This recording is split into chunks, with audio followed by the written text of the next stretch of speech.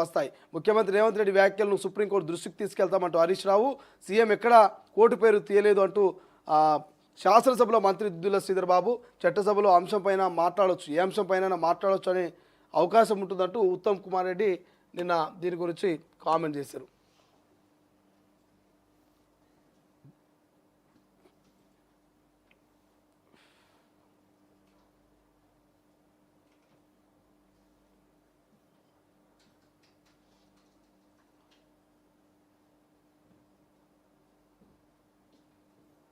Right 11వ పేజీలో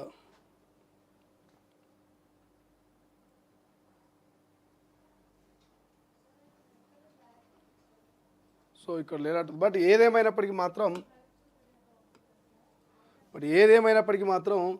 so ఇక్కడ క్లియర్గా తెలుస్తూ ఉంది.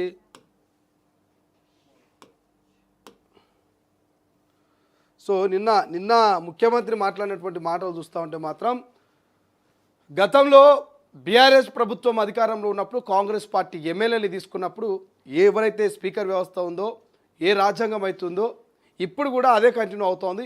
మాకు చట్టాల మీద నమ్మకం ఉంది, రాజ్యాంగం మీద నమ్మకం ఉంది, స్పీకర్ మీద నమ్మకం ఉంది, కాబట్టి అప్పుడు రాని ఉప ఎన్నికలు ఇప్పుడు ఎందుకు వస్తాయనేది నిన్న ముఖ్యమంత్రి ఒక క్వశ్చన్ వేసింది. దానికి బీఆర్ఎస్ నాయకులు ఏం సమాధానం చెప్పలే.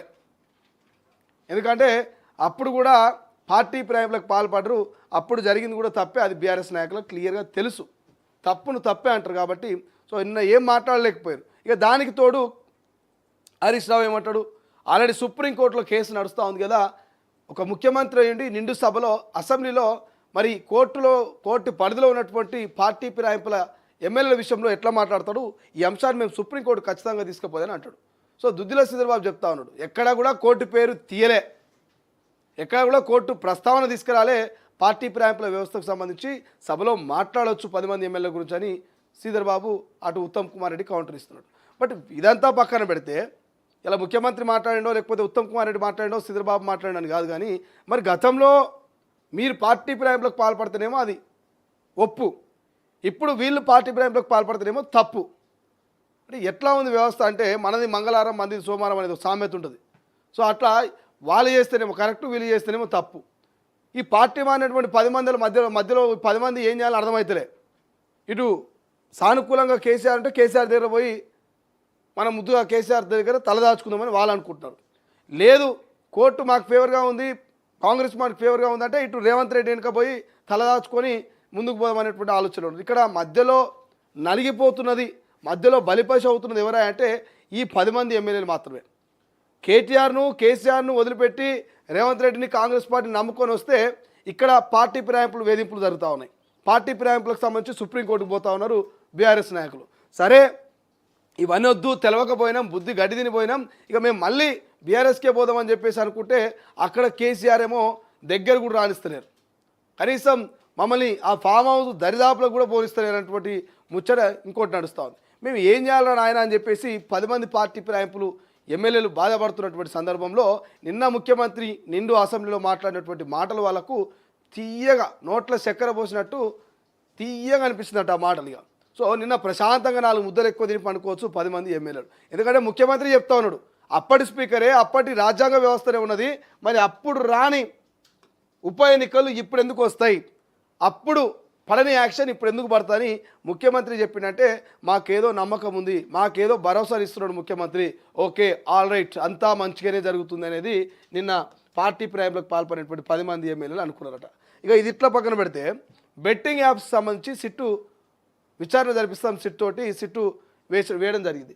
సో ఈ సిట్టుకి సంబంధించి ఈ సిట్టు బృందం ఏదైతే నిషేధానికి సంబంధించిన ప్రత్యేక దర్యాప్తు బృందం అనేటువంటి సిట్టు ఆన్లైన్ బెట్టింగు, ఆన్లైన్ రమ్మీలకు ప్రచారం నిర్వహించినటువంటి ప్రభుత్వం వారి మీద కఠినంగా నిర్ణయాలు తీసుకుంటుంది. కాబట్టి ఈ సిట్ బృందం ఏం చేస్తుందంటే ఈ బెట్టింగ్ యాప్లు ఎవరైతే బెట్టింగ్ యాప్లను ఏర్పాటు చేస్తారో, బెట్టింగ్ యాప్లను ప్రమోట్ చేస్తారో, బెట్టింగ్ యాప్లను మరి ప్రజల్లోకి తీసుకుపోయి డబ్బులు సంపాదించుకుంటారో వీటన్నిటి మీద పూర్తి స్థాయి దర్యాప్తు చేసి ప్రభుత్వానికి ఒక నివేదికను ఇస్తుంది సిట్టు. సో ఇందులో రానా ఉండని, ప్రభాస్ ఉండని, లేకపోతే ఇంకెవరైనా ఉండని, ఎవరిని వదిలిపెట్టదు. చట్టం ముందు అందరు సమానలే. ఇప్పటికే కేసులు అయినాయి, కొంతమంది విచారణలు ఎదుర్కొంటారు, ఇంకొంతమంది కోర్టులకు పోతూ ఉన్నారు. సో ప్రభుత్వం నిన్న అసెంబ్లీలో ముఖ్యమంత్రి చెప్పడంతో కొంత ఓకే ప్రభుత్వం ఈ బెట్టింగ్ యాప్స్కి ఒక బ్రేక్ వేసే ప్రయత్నం చేస్తుంది.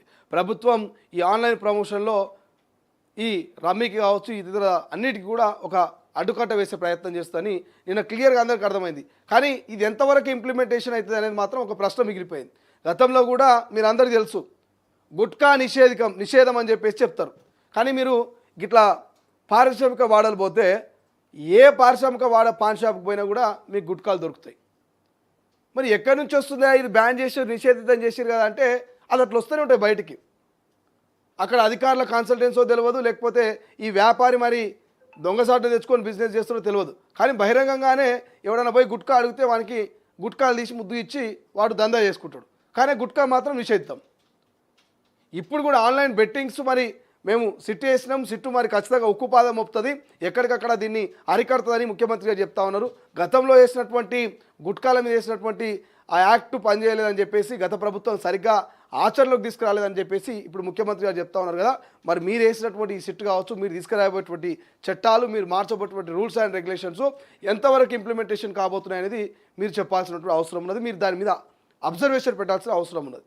కేవలం మాటలకు మీడియా ముందుకు ప్రచారానికి తప్ప ఆచరణకు పనికి రాకపోతే ఇక మీరు సిట్టు వేసినా వేస్ట్, ఇంకోటి వేసినా వేస్ట్.